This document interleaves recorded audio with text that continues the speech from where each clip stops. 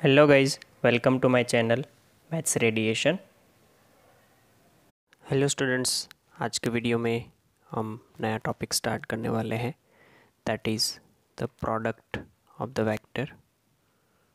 Right, product of two vector कैसे करते हैं और कितने टाइप के प्रोडक्ट है वो। वैसे आप ये सारा चीज़ जो है वो अच्छे से पढ़ चुके हो।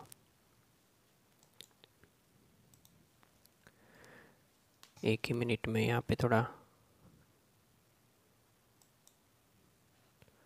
प्रोडक्ट ऑफ टू वेक्टर्स, उसमें अभी जो हमें समझना है वो सबसे पहले स्केलर प्रोडक्ट समझना है।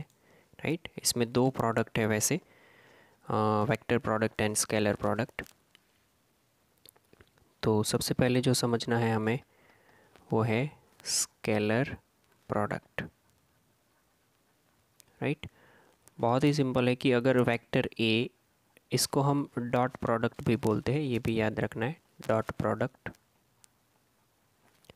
वैसे फिज़िक्स में आप अच्छे तरह से ये सब पढ़ चुके हो, बट फिर भी यहाँ पे हमें चैप्टर है दिया है तो पढ़ना पड़ेगा।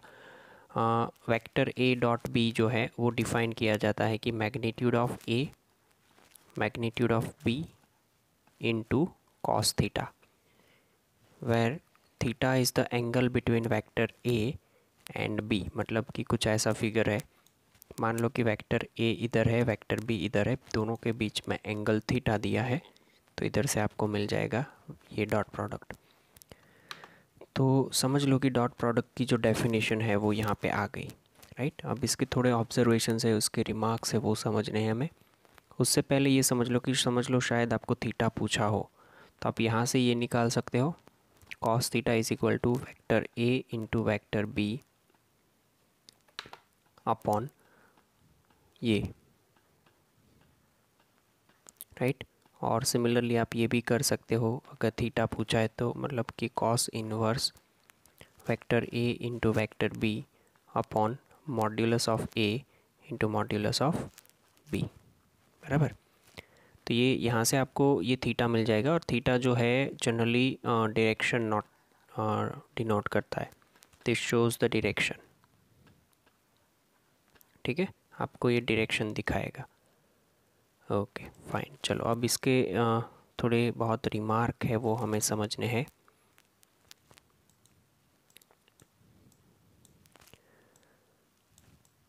कि इसमें से कितनी चीज़ें याद रखनी है या काम की चीज़ें जो है वो। पहली चीज़ तो ये कि ए डॉट बी जो है वो रियल नंबर देगा, वो आपको पता चल जाएगा जैसे हम सॉल्व करेंगे वो।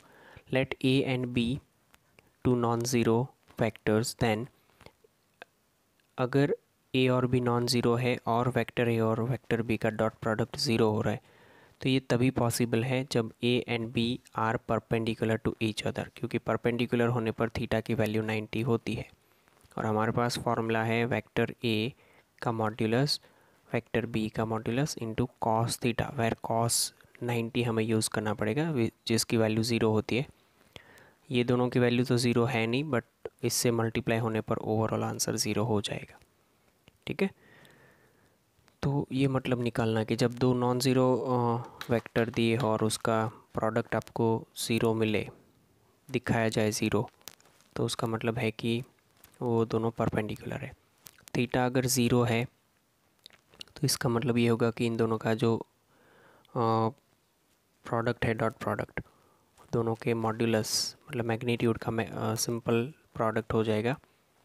ए डॉट ए जो है उसको मॉड्यूलस मैग्नीट्यूड का स्क्वायर कर सकते हैं, बिकॉज कि दोनों ही ए और ए के बीच का एंगल जो है वो ज़ीरो होता है। थीटा की वैल्यू अगर पाई है तो ए और बी जो है वो एक दूसरे के ऑपोजिट है, तो इसके लिए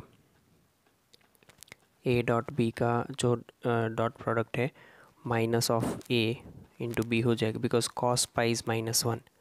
राइट, पर्टिकुलर केस दिया है कि ए डॉट बी जो है वो माइनस है, उसका मतलब कि थीटा जो है पाई है, मतलब उल्टा उसको याद रखना है।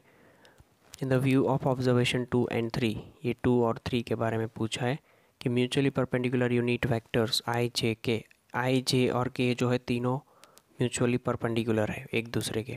इसका मतलब ये हुआ कि I dot I J dot J के डॉट के, इसका आंसर 1 होगा, बिकॉज आई जो है वो यूनिट वेक्टर है, उसका मैग्नीट्यूड आई डॉट आई को हम आई स्क्वायर कर सकते हैं, विच is nothing but 1।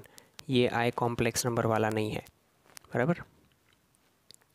I dot J दोनों एक दूसरे के परपेंडिकुलर होते हैं, जे डॉट के परपेंडिकुलर, के डॉट आई परपेंडिकुलर, तो आंसर 0, बराबर। अगर एंगल मांगा है तो मैंने अभी जैसे पूछा, डिराइव करवाया था वैसे, scalar product is commutative. Scalar product जो है वो कम्यूटेटिव है, वो आपको यहाँ पे बोला है कि ए डॉट बी करूँ या बी डॉट ए करूँ, दोनों सेम होते हैं। क्वेश्चन पूछा है वाई, तो आप समझ सकते हो कि ए इंटू बी का जो फॉर्मूला है वो वेक्टर ए वेक्टर बी की मैग्नीट्यूड इंटू कॉस थीटा होता है।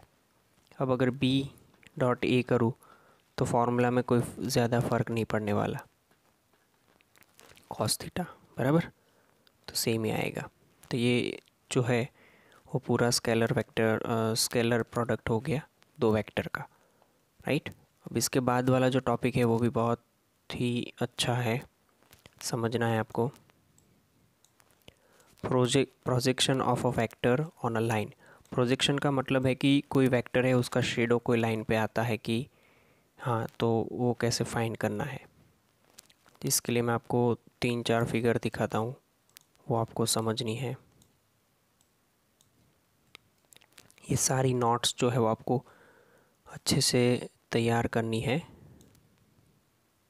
बिकॉज़ ये यूज़फुल है। एक बार फंडामेंटल क्लियर हो जाएगा आपका, फिर कोई तकलीफ़ नहीं होगी।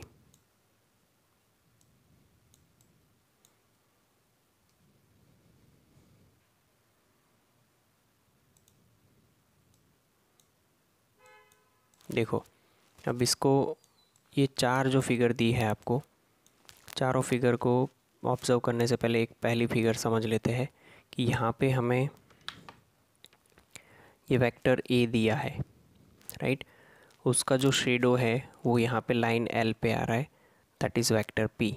तो पी को वेक्टर ए का क्या बोलते हैं, प्रोजेक्शन। सेम ऐसा यहाँ पे इसका शेडो ये लाइन पे आ रहा है, तो यहाँ पे भी ये पी है, यहाँ पे भी ए का प्रोजेक्शन ऊपर जा रहा है, इसका प्रोजेक्शन ऊपर जा रहा है। तो बात सही है सब में कि प्रोजेक्शन ऐसे ही मिलेगा, बट अब आपको पूछा जाएगा कि find the projection of vector A on this line वगैरह जो भी है, तो आपको उसमें जो मैटर करेगा वो चीज़ होगा थीटा। हर केस में अलग अलग है थीटा, ठीक है। तो वो कैसे निकालेंगे उसकी बात।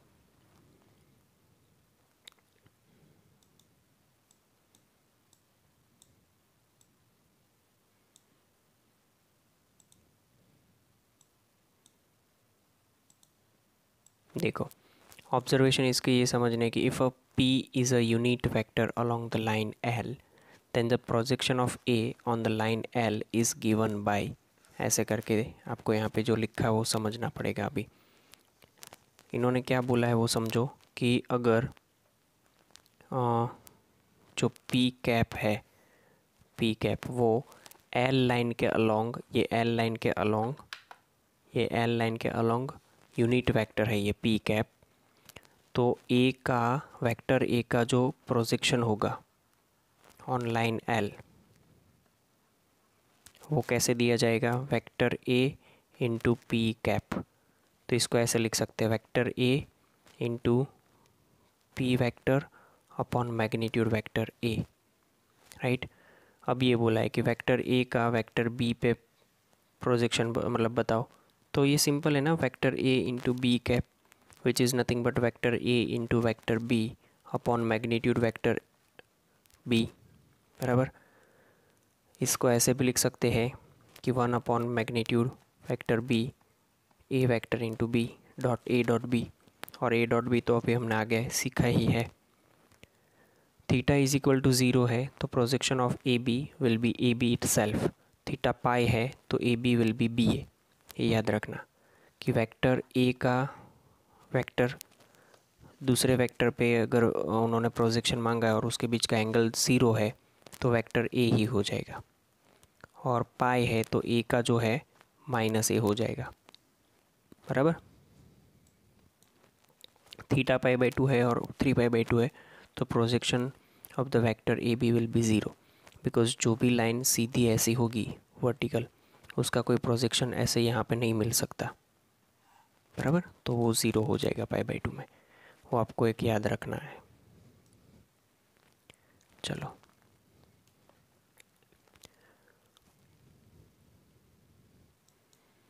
थोड़े बहुत रिमार्क है वो भी देख लेते हैं।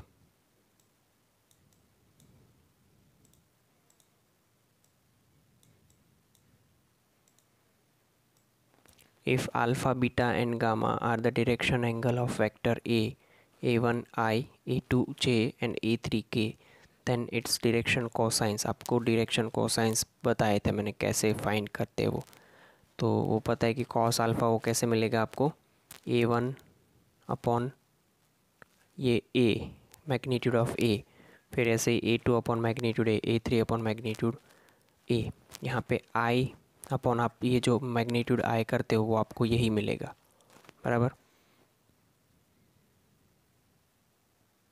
तो इन्होंने ये बोला कि not that the A cos alpha, A cos beta and A cos gamma are respectively the projections of A along O X, O Y and O Z. तो इन शॉर्ट आपको यही याद रखने की ज़रूरत है कि अगर कोई वेक्टर ए दिया है, उसका ओ एक्स के अलोंग इन्होंने प्रोजेक्शन मांगा, तो आप वेक्टर ए का मैग्नीट्यूड इंटू कॉस अल्फ़ा करो, वेक्टर ए का मैग्नीट्यूड इंटू कॉस बीटा करो, तो ओ वाई के अलोंग मिलेगा, वो चीज़ है और कुछ नहीं, बराबर। चलिए तो ये हो गया बेसिक, ये नोट्स क्लियर कर लेना आप अच्छे से। हम एक्सरसाइज स्टार्ट करते हैं 10.3।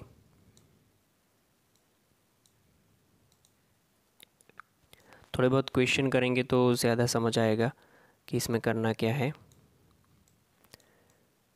देखो इन्होंने क्या बोला हुआ है कि fill the angle, sorry find the angle between two vector A and B with magnitude √3 and 2 respectively, having A dot B is equal to √6। ठीक है, तो देखो इसको सॉल्व करने के लिए आपको फॉर्मूला ही पता होना चाहिए। एंगल फाइंड करने को बोला है, तो मतलब अगर vector A dot vector B की वैल्यू मेरे पास ऐसे है, ये फॉर्मूला है, तो इधर से मुझे थीटा की वैल्यू तो पता ही होनी चाहिए कि vector A dot B upon magnitude A magnitude B cos inverse, बराबर। तो ये हो जाएगा कॉस इनवर्स, थीटा जो है वही डायरेक्शन है, तो यहाँ पे वैल्यू दी हुई है, वेक्टर ए का मैग्नीट्यूड है √3, बी का है 2 एंड ए डॉट बी दिया हुआ है √6। तो ए की वैल्यू कितनी है, √3 मल्टीप्लाई 2 अपॉन का √6, मतलब ये कॉस इनवर्स √3 कैंसिल, यहाँ पे 2 आएगा और ये 2 कैंसिल करके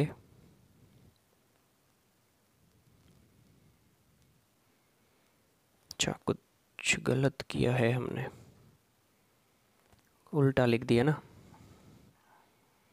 ए डॉट बी की वैल्यू √6 दी हुई है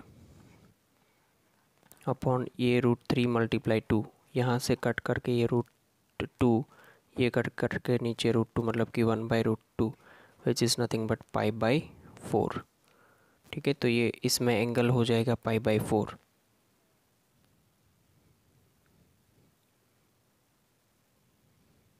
ओके फाइन, आगे देखते हैं next question.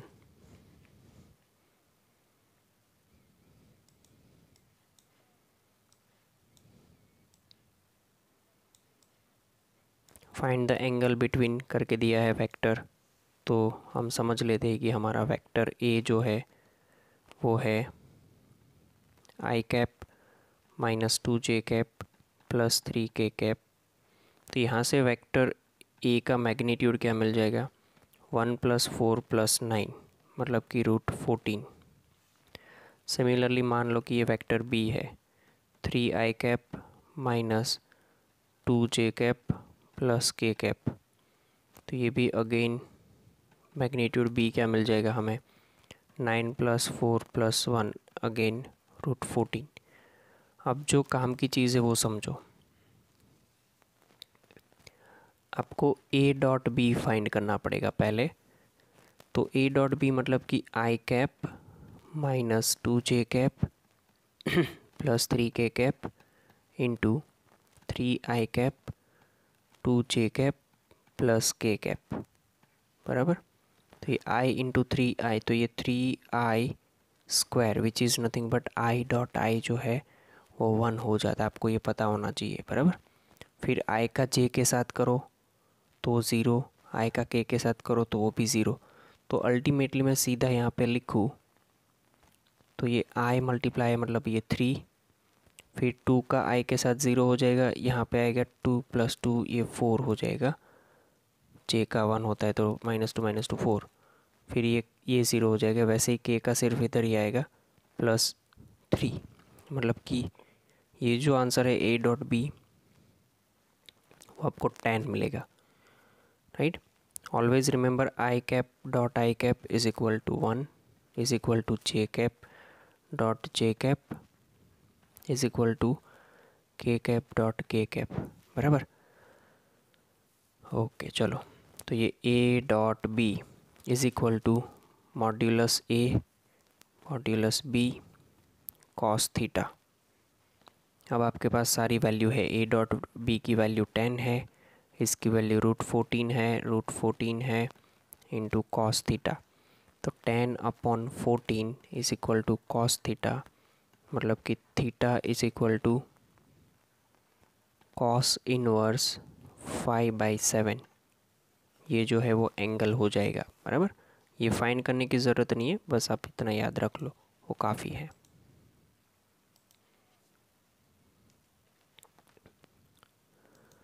Question number 3,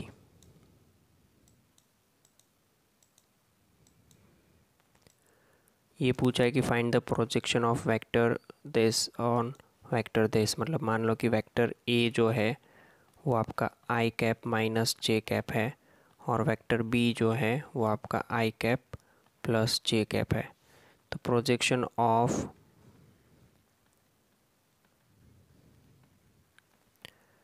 vector A on B is given by, आप सब जानते हो, vector A dot B cap. A का है I cap minus J cap into B का क्या है, ये बी कैप को कैसे लिख सकते हैं, vector B upon modulus of B. तो यहाँ से साथ में आप बी का मैग्नीट्यूड भी निकाल दो, 1 + 1 दिस इज़ नथिंग बट √2। तो ये 1 अपॉन ये √2 हो जाएगा, यहाँ पे आई कैप माइनस जे कैप और ये आई कैप प्लस जे कैप बराबर। इनका डॉट प्रोडक्ट करना है तो आई और आई का 1 हो जाएगा, इसका -1 हो जाएगा अपॉन ये √2 हो जाएगा, तो ये 0, मतलब इसका प्रोजेक्शन जो है वो 0 हो जाएगा, राइट। बिकॉज ये दोनों परपेंडिकुलर है एक दूसरे से, यहाँ से ये पता चलता है, ठीक है। चलिए और एक देख लेते हैं, क्वेश्चन नंबर 4।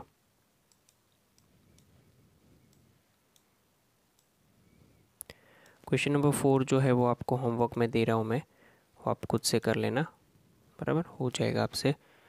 तो 4 जो है वो होमवर्क में है, वैसे ही 6 भी होमवर्क में है और 7 भी होमवर्क में है। तो मैं यहाँ से होमवर्क आपको लिख देता हूँ, 4 6 7 और 1 2 3, राइट, और बाकी प्लस एग्जाम्पल एंड नोट्स अच्छे से बनानी है बिकॉज़ ये यूज़फुल होगी आपको, ठीक है। यहाँ तक रखते हैं, चलो थैंक यू। तो गाइज थैंक यू।